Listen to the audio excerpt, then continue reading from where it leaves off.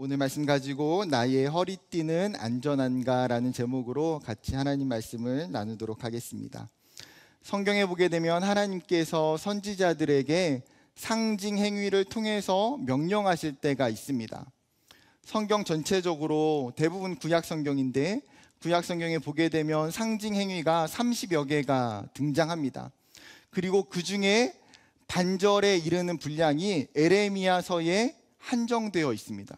그만큼 하나님께서 에레미야에게는 특별히 상징 행위를 통해서 하나님의 말씀과 예언을 전해주고 계세요. 예를 들어서 13장에 보면 결혼하지 말라, 잔치집에 가지 말라, 초상집에 가지 말라. 19장에 보게 되면 토기장이의 항아리를 깨트리게 하셨고, 27장과 28장에 보게 되면 멍에를 매는 상징 행위를 하도록 하셨어요. 32장에서는 아나돗에 있는 땅을 사라고 이야기하시는 것을 보게 됩니다. 즉 여러 개의 어떤 상징적인 행위, 행동들을 통해서 하나님은 자신의 마음과 자신의 메시지를 전달하셨어요. 오늘 본문에도 한 가지의 상징 행위가 등장하고 있습니다. 이 본문을 쉽게 이해하기 위해서는 오늘 본문이 어떤 구조로 쓰여져 있는지를 살펴볼 필요가 있습니다. 본문의 구조는 굉장히 단순합니다. 총 4단락인데요. 처음 3단락은 하나님의 등장과 명령 그리고 에레미야의 순종과 반응으로 나타나 있습니다. 1절과 2절, 3절과 5절, 6절과 7절에 동일한 패턴이 3번이나 반복되는 것을 볼 수 있습니다. 그리고 8절부터 11절까지는 이 상징 행위가 가지고 있는 의미가 무엇인지 설명해 주고 계십니다. 그러면 오늘의 본문 속으로 들어가 봅시다. 하나님께서 에레미야에게 첫 번째의 명령을 내리세요. 너는 가서 뱃띠를 사서 내 허리에 띠고 물에 적시지 말라고 명령하십니다. 여러분, 고대 사회의 옷은 천 하나를, 큰 천을 가지고 그 가운데를 구멍을 내서 입거나 혹은 천 2개를 가지고 머리와 팔을 넣을 수 있는 구멍만 남겨두고 꿰매는 굉장히 단순한 옷이었습니다. 심지어 그것도 옷의 길이가 굉장히 발목까지 길게 늘어뜨려져 있었습니다. 이런 옷을 입고 밖에 나가서 일을 하거나 활동을 한다는 것은 사실 굉장히 불편할 수밖에 없어요. 그렇기 때문에 옷을 묶을 수 있는 띠가 항상 필요했습니다. 오늘 본문에는 배로 만든 띠가 상징 행위의 도구로 사용되고 있어요. 여기서 배라고 하는 것은 아마라고 하는 식물에서 추출된 고운 실을 이야기합니다. 성경의 다른 말로는 뭐라고 번역하고 있냐면요, 세마포라고 이야기해요. 즉 세마포로 만든 띠를 지금 이야기하는 거겠죠. 당시의 배옷은, 배띠는 가격이 굉장히 높아서 귀족이나 부자들에게만 사용이 되어졌습니다. 예를 들어서 애굽의 왕이 요셉이 총리가 되자 어떻게 합니까? 그에게 자신이 끼고 있던 반지를 끼워주고 요셉에게 세마포로 만든 고운 옷을 선물해 줍니다. 즉 세마포 옷을 통해서 그가 더 이상 죄수의 신분이 아니라 이 애굽 땅에서 존귀한 자가 되었음을 상징적으로 보여주고 있는 거예요. 부자와 귀족 외에도 이런 배띠나 배옷을 착용하는 또 다른 대상이 있었는데 누굴까요? 바로 제사장이었습니다. 출애굽기 28장 39절에 제사장의 의복에 대해서 이렇게 이야기합니다. 너는 가서 배실로 반포 속옷을 짜고 가는 배실로 관을 만들고 띠를 수놓아 만들지니라. 즉 제사장이 입는 옷 중에서는 배실, 세마포로 만든 속옷과 띠와 관이 있다라는 거예요. 그렇다면 오늘 본문에 나온 배띠는 어쩌면 제사장이 착용했던 그 허리띠를 이야기하는지도 모르겠습니다. 더욱이 그럴 수 있는 가능성은 에레미야는 어떤 사람이에요? 제사장 가문의 출신이었기 때문에 이 배로 만든 띠, 세마포로 만든 띠가 자신에게는 사실 굉장히 익숙한 물건이었어요. 이 배실로 만든 제사장의 의복은 거룩함과 영화로움을 상징하는 도구였습니다. 이러한 거룩함과 영화로움의 상징을 가지고 있는 또 다른 대상이 있었어요. 누구냐면 하나님의 백성인 남유다 이스라엘 백성이었습니다. 그들은 하나님으로부터 거룩하고 영화로운 백성으로 선택받은 자들이에요. 오늘 본문에서도 하나님은 11절에 보게 되면 그들의 정체성과 신분을 이렇게 말씀하십니다. 여호와의 말씀이니라 띠가 사람의 허리에 속함같이 내가 이스라엘 온 집과 유다 온 집으로 내게 속하게 하여 그들로 내 백성이 되게 하며 내 이름과 명예와 영광이 되게 하려 하였으나 그들이 듣지 아니하였느니라. 11절에 보게 되면 중요하게 반복되는 단어가 있어요. 뭘까요? 속하여라는 단어예요. 여기서 속하다라고 하는 히브리 동사는 달라붙다, 떨어지지 않다라는 의미를 가지고 있어요. 완전한 밀착, 완전한 연합을 의미하는 동사로 쉬운 성경은 내가 동여 매겠다라고 번역하고 있습니다. 즉 허리띠는 특별하게 벗지 않는 이상 어때요? 항상 그 몸에 착용하고 붙어 있다라는 거예요. 성경을 묵상하면서 이 의미가 저에게는 굉장히 쉽게 와닿았습니다. 왜냐하면 저도 허리띠를 굉장히 애용하는 사람이에요. 평상시에 옷을 입을 때에 그리고 밖에 외출할 때에 허리띠를 착용하지 않는 경우는 거의 없습니다. 간혹 가다가 주일날 정신없이 나오다가 허리띠를 놓고 온 경우에도 제가 아내에게 전화를 해서 교회에 올 때 가져다 달라고 부탁을 해요. 그런 제가 요즘 패션을 좀 잘 모른다는 생각이 언제 드냐면, 여러분 그 드라마나 TV를 보게 되면 요즘 젊은 연예인들은 어때요? 정장이나 이런 슈트를 입을 때 허리띠를 하나요 안 하나요? 잘 안 하더라고요. 굉장히 어떻게 보면 멋있어 보이는데 저는 어떻게 보일까요? 굉장히 허전해 보여요. 막 TV로 들어가서 내가 내 허리띠라도 풀러주고 싶은 마음이 들 때가 굉장히 많아요. 그러면 내가 나이가 들었구나라는 생각이 들어요. 저와 같이 허리띠를 잘 사용하는 사람은 아마 오늘 본문이 좀 더 이해하기가 쉬울 것 같아요. 하나님은 지금 뭐라고 말씀하십니까? 자신과 이스라엘이 얼마나 친밀하게 연합되어 있는지를 이 허리띠라는 상징 도구를 통해서 표현해 주고 있는 거예요. 이스라엘아, 너는 나에게 속하여 있는, 내가 어디를 가든지 나의 허리에 붙어 있는 너희는 소중한 존재란다. 이스라엘은 그 하나님 안에서 하나님과 온전하고 친밀한 연합을 누리는 자들이에요. 이스라엘뿐만 아니라 우리도 어떻습니까? 하나님의 백성인 우리도 동일하고 마찬가지라는 거예요. 하나님은 우리를 자신의 허리띠로 삼아주신 분이에요. 신방을 하다 보면 어떤 청년들은 자신과 하나님의 관계를 정의하면서 굉장히 멀게 인식할 때가 있습니다.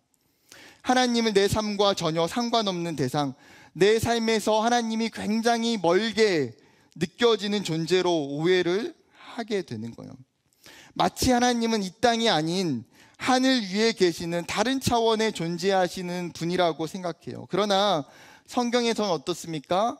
하나님은 자신을 인간과 멀리 두시는 분이 아니라고 이야기하고 계세요. 오히려 그 반대예요. 하나님은 인간과 가까이 계시는 것을 좋아하세요. 구약의 대표적인 예로 성막 위에 있는 구름을 통해서 알 수 있습니다. 출애굽기 40장 36절부터 38절입니다. 구름이 성막 위에서 떠오를 때에는 이스라엘 자손이 그 모든 행진하는 길에 앞으로 나아갔고, 구름이 떠오르지 않을 때에는 떠오르는 날까지 나아가지 아니하였으며, 낮에는 여호와의 구름이 성막 위에 있고 밤에는 불이 그 구름 가운데 있음을 이스라엘의 온 족속이 그 모든 행진하는 길에서 그들의 눈으로 보았더라. 즉 출애굽기 40장에 성막이 다 완성이 돼요. 그 성막이 다 완성이 되고 나서 구름이 성막의 위에 그리고 회막에 가득히 깔려 덮게 됩니다.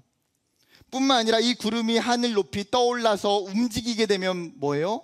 이스라엘 백성이 이동하게 되고, 그 구름이 움직이지 않고 멈춰 있으면 이스라엘 백성 또한 그 자리에 머물게 됩니다. 즉 이스라엘이 행진하면서 그들의 눈으로 지금 보고 있는 것이 무엇이에요? 여호와의 구름이에요. 여호와의 임재하심을 상징하는 것. 이것을 통해서 하나님은 자신이 이스라엘과 함께 행군하고 계심을, 내가 너희 안에 거하여 있음을 명확하게 보여주고 계시는 것이죠. 멀리서 하늘 위에서 이스라엘을 이끌고 인도하시는 그 하나님이 아니라 그들 가운데에 계시고 동행하시는 하나님.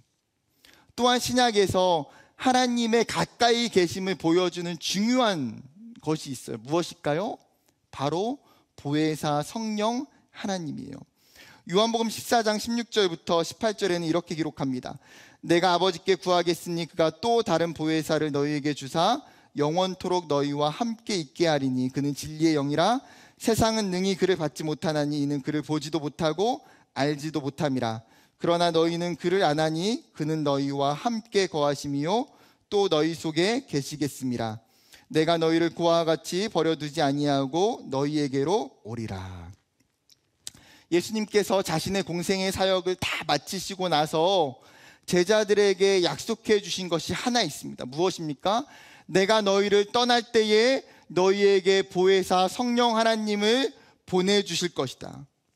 그분이 너희와 동행하고 너희와 영원토록 함께 할 것이라는 거예요. 즉 예수님이 승천하시고 난 이후에 하나님과의 우리와의 관계가 멀어지는 것이 아니에요. 오히려 어떻습니까? 성령을 통해서 더 친밀하고 더 인격적인 동행이 이루어졌다라는 사실이에요. 임마누엘이신 우리와 함께 하시는 하나님을 성령을 통해서 정확하게 증명해 주고 계세요.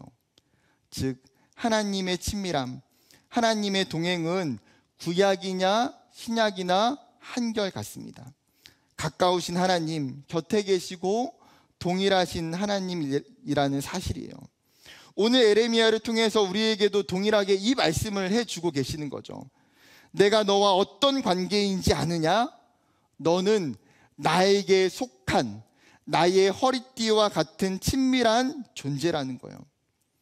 우리가 이 친밀한 관계 속에서 하나님과 교제할 수 있고 하나님과 함께함을 누릴 수 있어요. 그것이 하나님의 백성에게 주시는 하나님의 특권이에요. 그것이 하나님의 자녀들에게 주시는 하나님의 은혜라는 사실이에요. 사랑하는 청년 여러분, 내가 하나님과의 관계를 어떻게 정의하고 내가 어떻게 느끼고 내가 어떻게 생각하는가 보다 더 중요한 것은 하나님이 나와 하나님의 관계를 어떻게 정의해 놓고 계시는지를 우리가 생각하고 붙들어야 된다는 거예요. 나의 생각으로 하나님의 관계를 이해하는 것보다 지금 나의 감정으로 지금 내가 무엇을 하고 하지 않고로 인해서 나와 하나님의 관계의 척도를 결정하는 것이 아니라 이미 하나님께서 설정해 놓으신 이 관계를 우리가 명확하게 붙들어야 된다는 사실이에요. 그 설정의 핵심은 무엇입니까? 하나님이 나를 그분 안에 속하여 두셨다는 거예요. 하나님이 저와 여러분을 자신의 허리에 묶으셨어요. 저와 여러분을 자녀로 택하시고 부르셨어요. 우리가 오늘 말씀을 통해서 이 관계를, 이 진리를 가장 먼저 붙들고 나아가는 저와 여러분이 되기를 주님의 이름으로 축복합니다. 다시 본문으로 돌아와서 에레미야는 하나님의 명령에 따라서 띠를 사서 허리에 띄었어요. 그런데 하나님이 한 가지의 명령을 더 내리고 계세요. 거기에 보면 무엇입니까? 금기사항을 이야기하시는데 바로 허리에 띠를 물에 적시지 말라는 거예요. 성경에 보게 되면 물이라고 하는 용례가 굉장히 여러 가지 용례로 사용이 됩니다. 그런데 여기에서 물은 하나님이 공급하시는 생명수와 정반대가 되는, 즉 변질되고 오염된 세상을 상징하는 것이 여기에서 이야기하고 있는 물이에요. 그렇기 때문에 물에 적시지 말라고 하는 이 명령의 의미는 무엇일까요? 이스라엘에게 하나님이 지금 반복적으로 이야기하고 계시는 말씀이에요. 하나님 외에 다른 것을 의지하지 말라라고 하는 것을 이야기하시는 거예요. 에레미야서를 시작하면서 2장 13절에도 이렇게 말씀하십니다. 같이 읽어볼까요? 2장 13절 시작. 내 백성이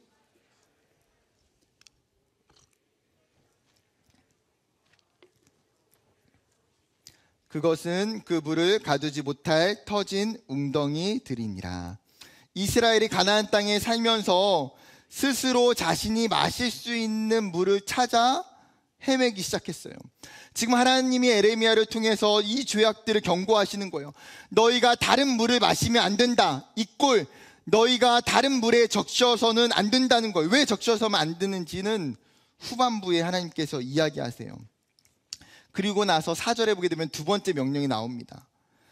4절, 너는 사서 내 허리띠를 띤 띠를 가지고 일어나 유브라데로 가서 거기서 그것을 바위 틈에 감추라 하시기로. 이 띠를 가지고 어떻게 하라고요? 유브라데 강에 가서 그 띠를 강에 있는 바위 틈에 숨기라는 거예요. 여러분, 지도를 보면 유브라데는 오늘 유프라테스 강이라고 이야기하는 곳입니다. 메소포타미아라고 하는 글씨 아래로 길게 흘러가는 물줄기예요. 이곳은 창세기에 등장하고 있는 4가지의 강 중에서 하나로 이스라엘 북동쪽에서 대략 1000km에서 1200km가 되는 먼 거리에 있는 위치예요. 걸어서는 좋기 4달 정도가 걸리는 거리입니다. 에스라가 나중에 이스라엘 공동체가 포로 귀환하게 될 때에 이 근처에서 이동을 하게 돼요. 그런데 빠른 길로 이동했는데 그들이 몇 달 걸렸어요? 성경에 보게 되면 4달이 걸렸다라고 이야기하고 있어요.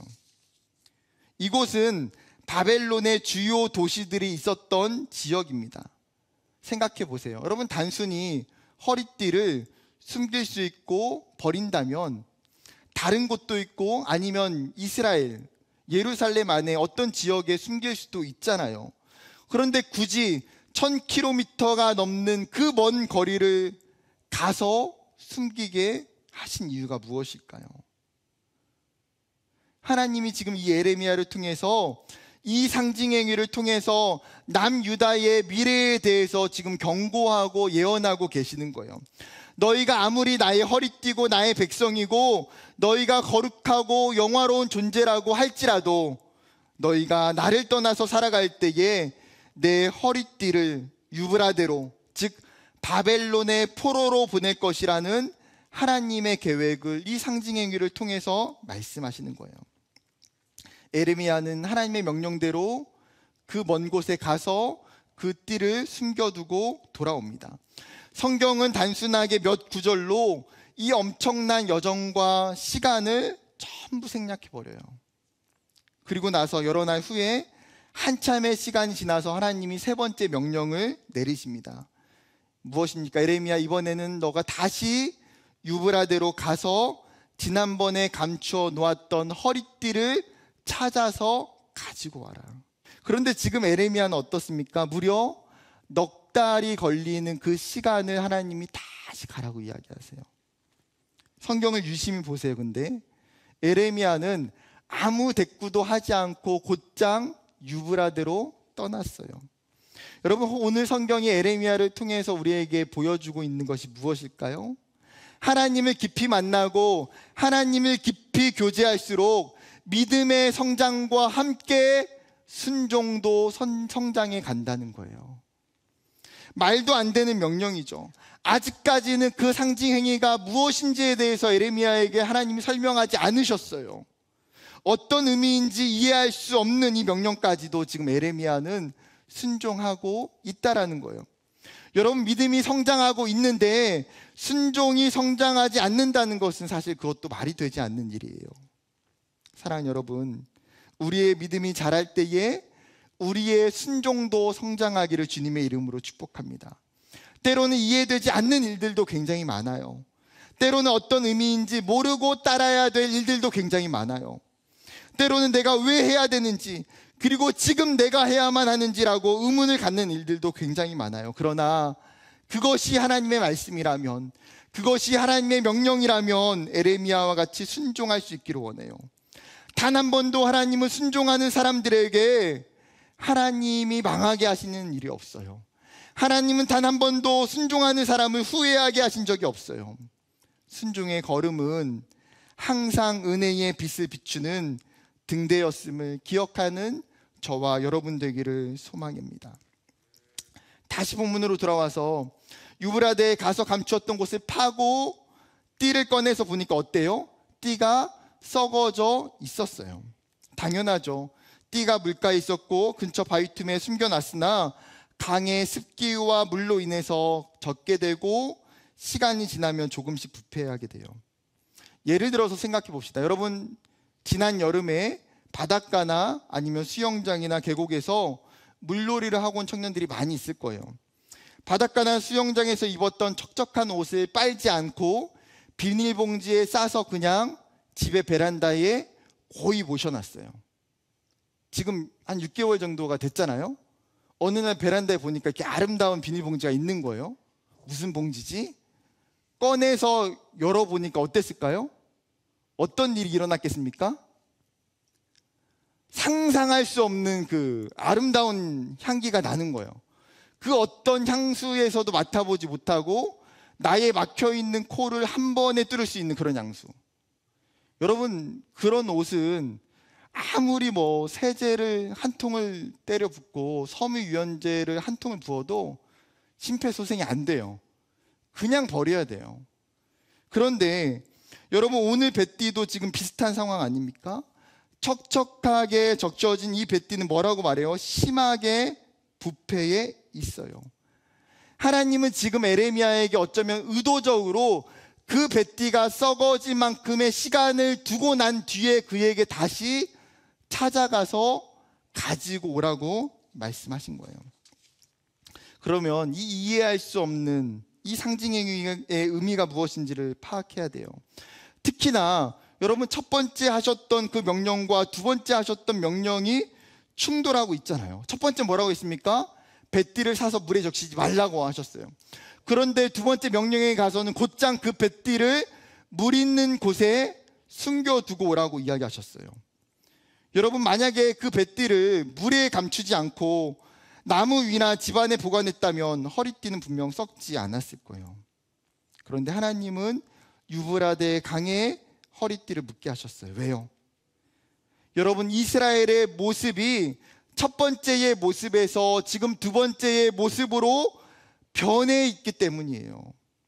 그 두 번째의 변한 모습이 지금 이스라엘의 영적인 상태이고 영적인 모습이라고 말씀하시는 거예요.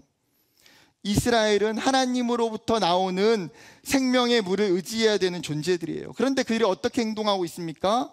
세상의 다른 물들을 구하기 시작해요. 심지어 이방 민족들이 공격해 올 때에 하나님께 도움을 청하고 하나님께 기도하고 하나님께 요청하는 것이 아니라 다른 강대국의 힘을 요청하고 있어요. 다른 이방 민족으로부터 오는 물을 찾기 시작해요.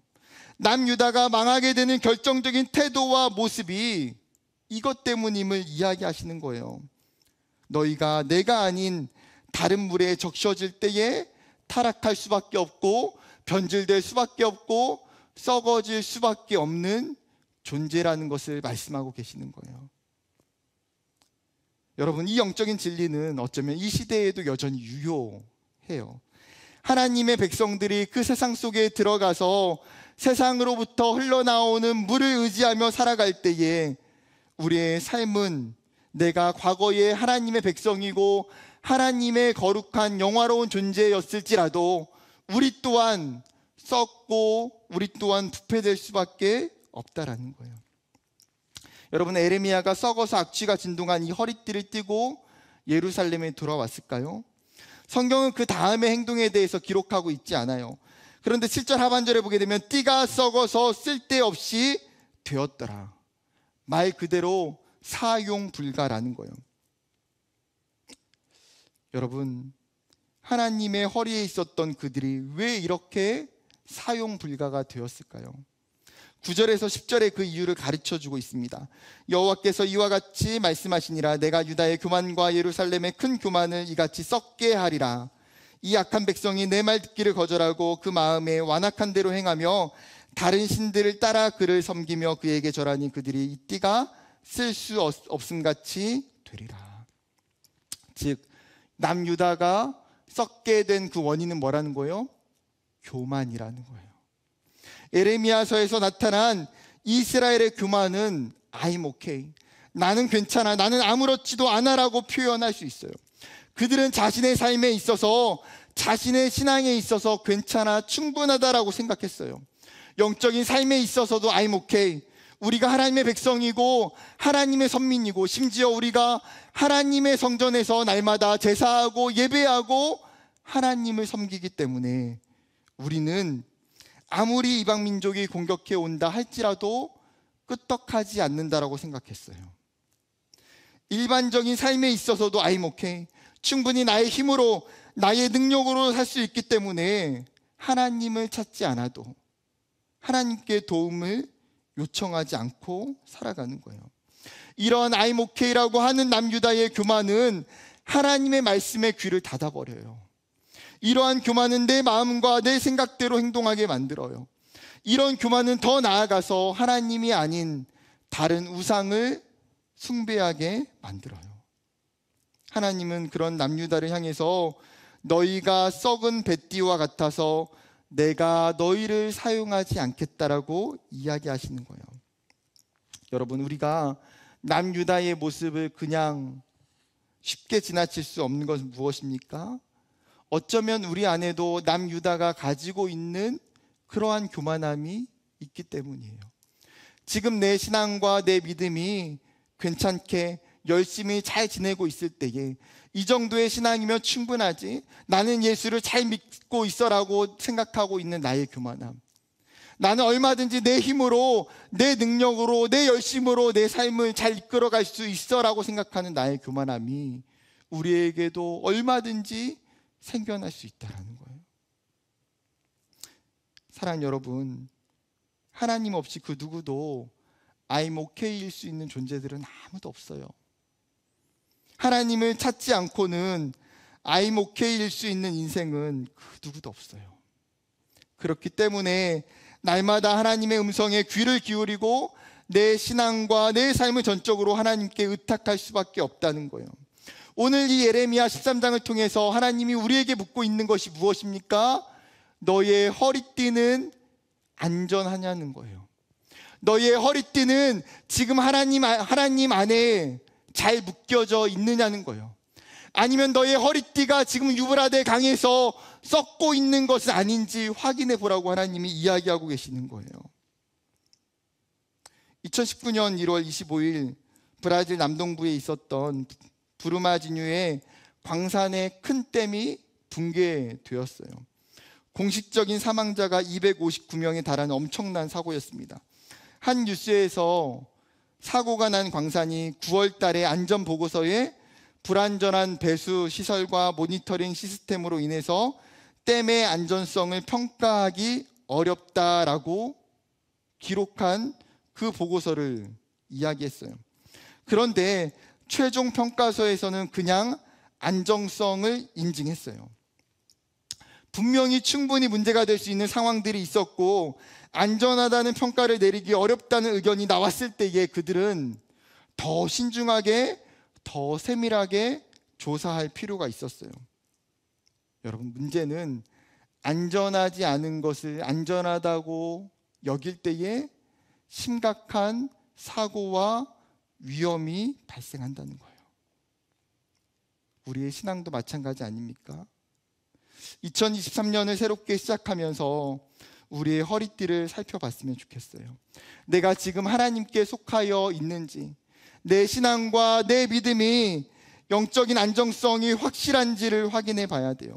그리고 그 확인을 통해서 때로는 내 믿음과 내 삶이 지금 유브라데 강에 있다면 어떻게 해야 됩니까?